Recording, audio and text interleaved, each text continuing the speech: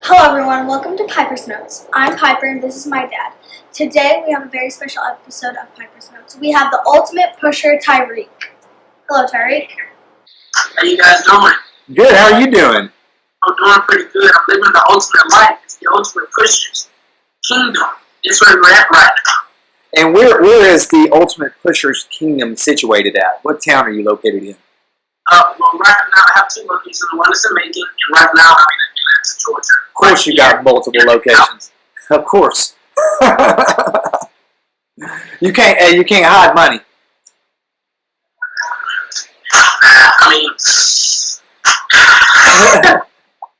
Well, you may or may not know, most of our viewers come from the NWA fan base, and you're from Atlanta. That's kind of the heart of NWA country. They film Power out of the GPB studios. That's where the NWA was filmed back in the glory days of the 80s and all that, right there in the Turner Studio on Techwood.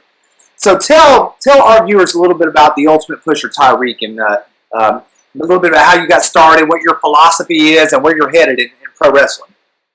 All right. Well, first off, I wanted to tell you guys, at the age of 16, just coming out of finishing my senior year of high school, I decided that I wanted to pursue the dream of being in the business. Just not being a wrestler, but being, a Pacific time. I just knew I wanted to be in the business. So at the age of 17, after I graduated, this guy who I've been watching since I was a child, Michael Stevens, he's wrestled for NWA and AEW and whatnot. He's all over the business. He texted me and said, "Hey, can you come out this? I've been booking for like a month now." And I finally got that opportunity. And within a couple of months, I realized if I'm going to make it inside this business, I need to be me. And basically, my character, the ultimate pusher, not only is he smart, not only can he conduct great business, but he also builds great friendships and great relationships business-wise with every single person inside and outside the ring. I've been blessed to work with Impact. I've been blessed to work with WWE. I'm trying to get into NWA and AEW. I just want to make sure that my name is all over. But I've been blessed to do that at an early age, at the age of 18. I literally just turned 19 the other week. And you don't see that often. So not only am I the ultimate pusher, but I also make sure that not only I get opportunities, I help my clients get opportunities as well. So, that's a little bit about myself. Like I said, I've been in the business for about 2 years now. It's been going wonderful. I'm actually doing wonderful. Now, I've been doing a little bit of research and just looking at some of your social media pages and all that. Were you human resources in the U.S. Army? Yes, I was in the Army for a short period of time, and this is when it goes back to when I was saying I need to be me. When I was in the Army, honestly, I didn't finish basic, and I realized that this isn't for me. And one thing that I told myself before I even got my first job, I will never be in a situation where I feel like I'm trapped. And what I mean by it is, I'm forced to be doing something that I don't love. Something that is tearing me on the inside and I can portray a smile on my face. It's not me. And I refuse to do that. So that's why, I love to pursue my dream of being in the business. The more I read about you, the more I'm like, man, this is strange because the Pusher and I are very, very similar. I graduated when I was 17 years old. I was an infantry officer in the Army for several years, and I'm a public educator. You're in education, and I have a little role to play in the world of independent wrestling too. And our I think our characters are very similar. The Robbie Roode guy, like the Ultimate Pusher, has an agenda. It's sometimes misunderstood by the world, and but ultimately knows what he's doing. So I think that's pretty neat. I was like, man, we're the same person. And one more thing to add to that, I also have a Good for you. Now, that's great. Let's talk about fast food for a second. Oh, yeah. Because I happened to come across a video of you and your lovely wife, like, having I've seen these unboxing videos where people unbox these action figures, and you guys are unboxing Doritos Locos Tacos. Now, Piper doesn't know anything about Taco Bell. Well, I only eat the cheese roll-ups. Cheese roll-ups and the slushes. Yeah. So, it was the mukbang video. So the way that came across, like I said, my wife is pregnant. Pregnant women, they crave a lot of things, and the only thing she's been craving that is she said, I want 12 tacos from Taco Bell on every single flavor. And the reason why she felt that way is because, well, she blamed it because she said that's what the baby wanted. But I know the baby never had tacos, so I'm pretty sure the baby didn't say I want tacos. But she was watching a video online of this couple doing the same thing. I was like, you know what? Why not? I want to make my wife happy, so you know what? I'm going to go to Taco Bell, grab these things, and do a whole month. And let me tell you, never again. Those was flaming hot. Flaming hot, worse than the actual chips itself. I was looking at it because I don't think we've had the flaming hot up here, and we're right outside of Chattanooga, and we've had the Doritos Locos Tacos before. I don't like spicy foods. Well, and I'm not. I mean, I like a little bit of spicy food, but when you pulled that taco out, I mean, I was like, wow, their screen's really dark, and you're like, no, this is red. This is beet red right here. Dark red. Oh my gosh, I'm getting flashbacks from it now. It's oh my now, did you put sauce on? Was that mild sauce or was that like Diablo sauce? No, mild sauce. I knew better not to put Diablo on it. Now, Pusher, let me ask you this though: you eating a flaming hot taco? Why are you putting mild sauce? Did you think it was going to cool it down or something? Yes, that's what I thought. That's fantastic. What's your favorite fast food restaurant? I'm a Chick-fil-A pal. Chick-fil-A. Yeah, I like Chick-fil-A. We love we're a chicken oriented family. We love anywhere we can get some good fried chicken or chicken tenders or. He likes chicken from the gas station. I love gas station chicken. I think it is the best. I mean, hey, Dad knows sometimes. He knows. That's right. Gas station chicken, chicken. Whatever formula they got, that crispy, crunchy Matco chicken, I'm telling you, boy, it's. We anytime we go somewhere, we travel. We travel quite a bit. When we go, we always try to get local fried chicken. And I'm like, man, the stuff we had in Louisville was good. The stuff we had here is good, but nothing beats the gas station chicken right by Warner Park in downtown Chattanooga. Man, it is. I don't know what they put in it, but it's exquisite. That's awesome. Yeah, man, it's great. Honestly, it really is. And the rotisserie chicken. I don't know if you're going to Kroger or not, but that. Oh, yeah. And the Walmart, believe it or not, they've got a good rotisserie chicken too. You know that they when you're going, and they set it up right when you're checking out, so they get you on your way out. You know. What do you teach in school?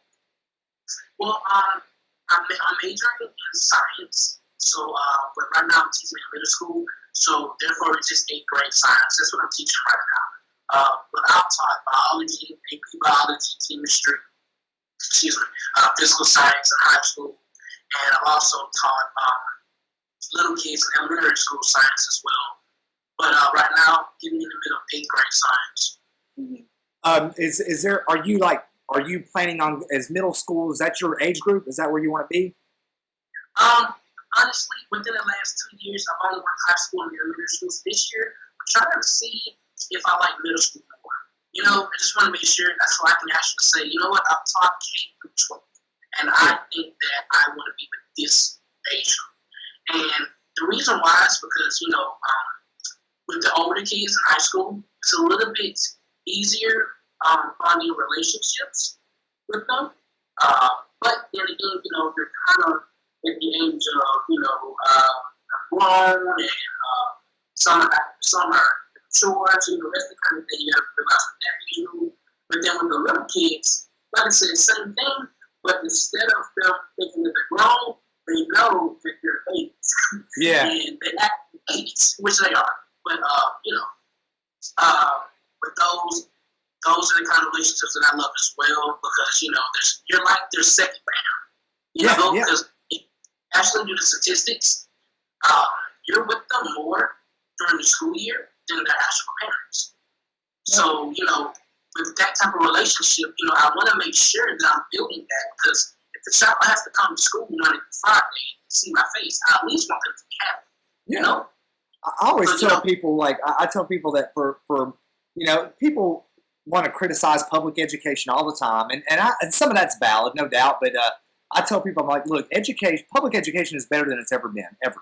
But everything that's worth doing in public education is a simple extension of being a good parent. That's all it is. Whether it comes to assessment, grading, the way you're talking about building that relationship, the rigor that you subject kids to, it's all about being a good parent. If you can look at these kids as like, I'm in local apprentice and I take that very seriously, I'm just trying to be a good father or a good mother, then you can't go wrong, right?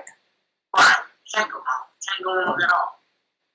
So the best, and not to delve back into wrestling too much, but a couple things. One of our missions is to show the world that wrestling is not trailer park entertainment. Not that there's anything wrong with a trailer park. There are people that live there and they have their own situation and condition, but it's not a crass form of low life entertainment. It's a very high form of art. And what I'm noticing is that a lot of the times the fans, many of the fans, and a lot of the talent are like yourself. They are educated people. They're well read. They've got a firm rooting in philosophy. They understand the role that wrestling plays in the broader culture. So I'd be curious, because I've always felt like the best wrestling personalities are authentic people. They're just like Ric Flair. Ric Flair was Ric Flair. He wasn't playing a character. He was who he was. So how does you being you? I'm hearing a lot of relationship talk. I like to build relationships in the ring. How does you being you play over into the character that the Ultimate Pusher is? Well, see, the thing about it is, I'm me. Tyrese, that's my real name, Tyrese. Ultimate Pusher Tyreke is my character. But Tyrese, he's ambitious. He doesn't take no for an answer. And he can be quite annoying sometimes. So what I did was, I amplified it. I took that high self and I times it times 10. And boom, there you have the Ultimate Pusher. Matter of fact, just take me and put the exponent of 5. It's like many times. There's the Ultimate Pusher right there. Yeah. So, and I'm sorry, I tend to do this. you gotta push me back when I'm overstepping my bounds here. Well, let me say this though. Let me ask this question. See, now you get my question. So I have always believed that, and it's like speaking about the broader culture. You go and you look through the Bible. You look through Western philosophy, Eastern philosophy. People, there are certainly heroes and there are certainly villains, but in almost every case, you get mixed bags.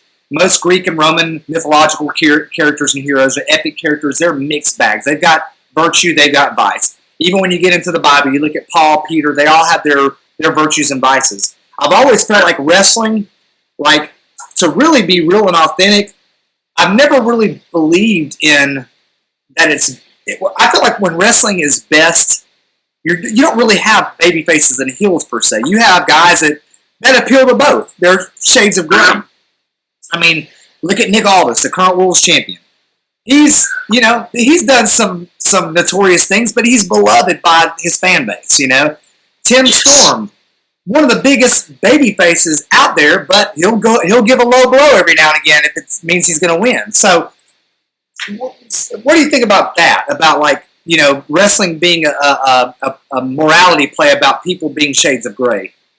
See, the thing about that is that I'm a huge fan of Nick Aldis.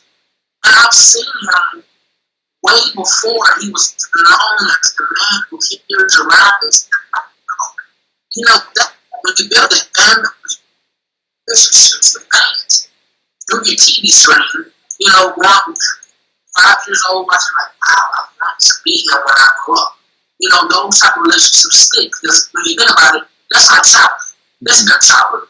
So, even though sometimes he does things that most people don't approve of, they let it slide because, you've been with this guy for a long time.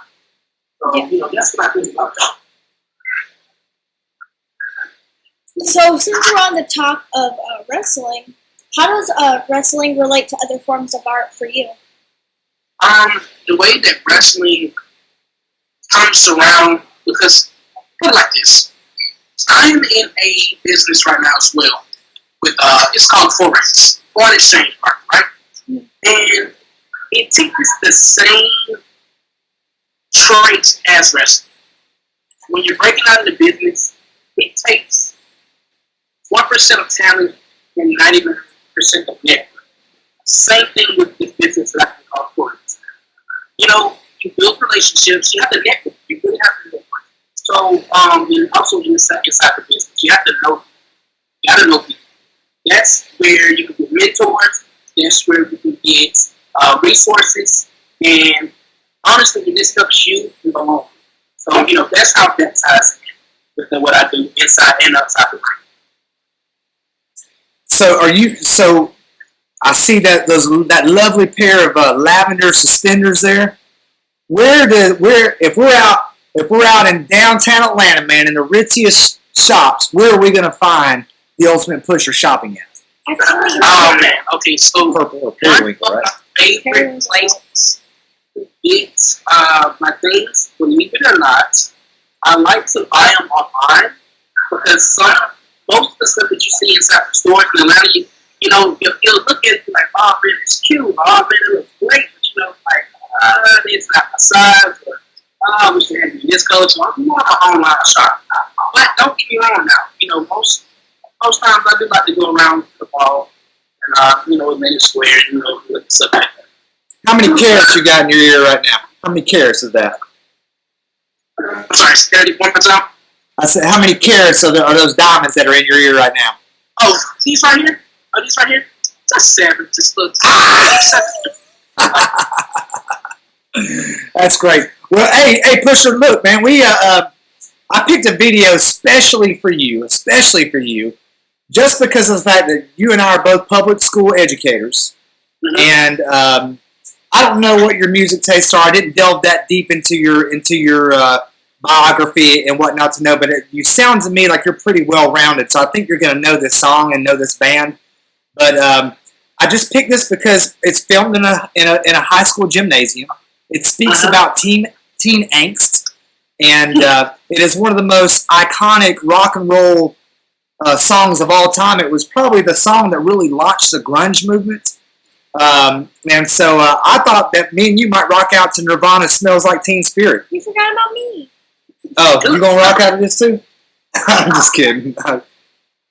You good with that, man? Yeah. All right. We'll do a little 1, 2, 3 countdown, and we'll look at this video and comment on it. All right? Okay. All right. Just let me know when you're ready to go. All right, I'm ready. All right. 3, 2, 1, and go. So immediately, you see those Chuck Murphys.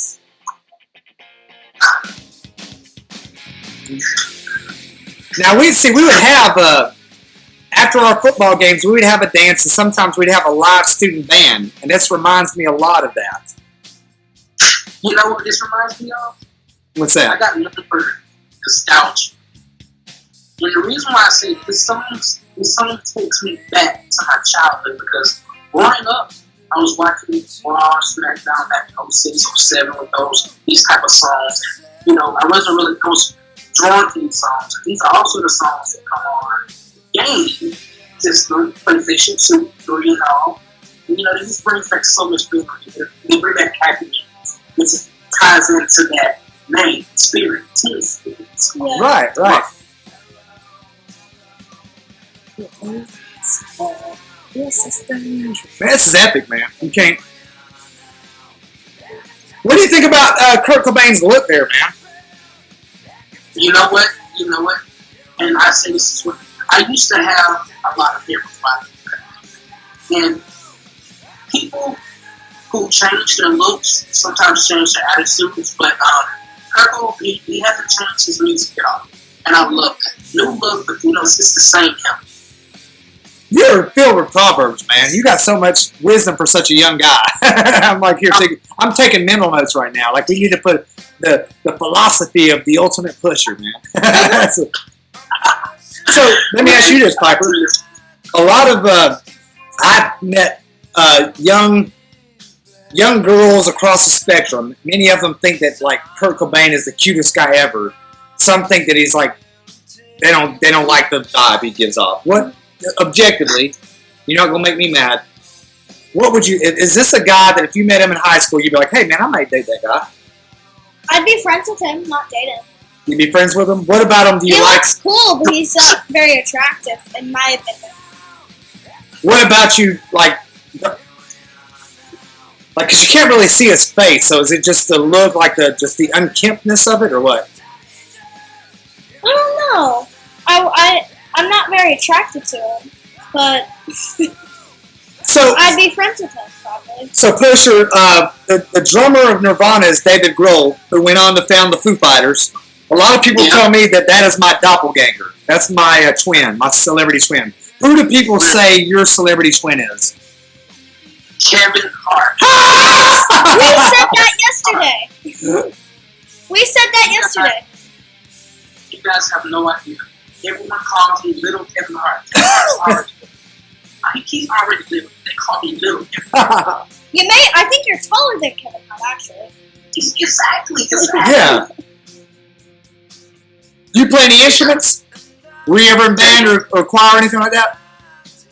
I'm sorry, say it one more time. Were you ever in band or choir? I was just wondering if you play instruments or sing or anything. I was in chorus, middle school. Okay. So I have a great ear for music. I love all types of music. Love it. What's your favorite kind of music? Favorite kind of music would have to be R&B. Because the reason why R&B can be a little bit of everything. Yeah. But you know, it's all about the feels. Yeah. We're the same way, man. We anytime I hear my daughters, I've got 3 daughters and 1 son, and anytime I hear them like down like a Justin Bieber or something, like, no. Justin Bieber is the same. The world is big enough for all forms of music. You gotta, if you really want to be eclectic and a cultured person, you gotta embrace all of it. There's good stuff in all of it, and there's things you can do away with in all of it, you know? Right.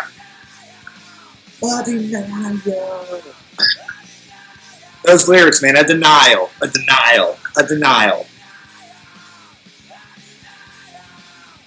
This song captured a generation, Pusher. Right. Captured a generation. I've always told people I used to... Oh, that was creepy at the end. Yeah. It's angst, man. I used to teach 8th grade. I taught 8th grade Georgia Studies, which is basically a broad-based social studies, economics, civics, and history course.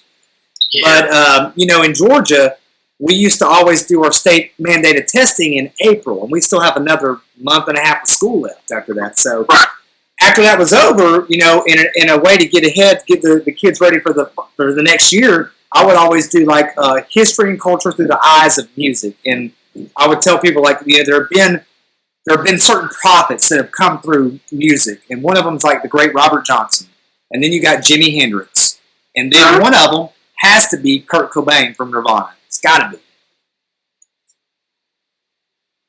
So what's that song? What's that song that speaks to you? Like the song that is, I know your culture, you listen to a lot of stuff. What's the one song you can't do without? Your anthem. Well, there's this new song that came out by Post Malone, and I think it's called I Want It, and I listen to it every single day. Some of the lyrics goes a little bit like, I'm gonna try this. I can't remember the exact lyrics, but I promise you, right here, I can sing the word for word. But he talks about, he wants this type of lifestyle. I want it, I'm gonna get it, I gotta have it. And he repeats that. And even without the music, even without the flashy stuff in the music, if you just repeat that and it still speaks to you, that's one of the number one things that I look for in a song. I take out all the melodies, I take out all the beats and everything, I look at the lyrics, and they still spoke to me. So that's why that is one of the songs that really speaks to me. Yeah. So, I'm a fan of Broadway. Do you like Broadway or have any Broadway shows that you like? So, I wouldn't say that I like Broadway, and I like on-stage plays and musical as well. I've been a part of some as well during my time in high school. And so, yeah, I'm a fan.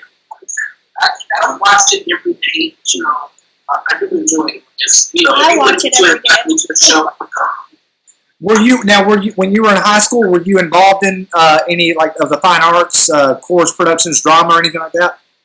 I was in drama club, of course, drama team, and I also was in music as well. So I love to act, I love to sing, and play piano. So yeah.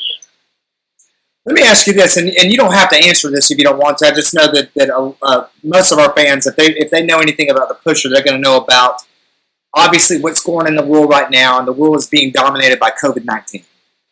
And you had a very scary brush with COVID-19.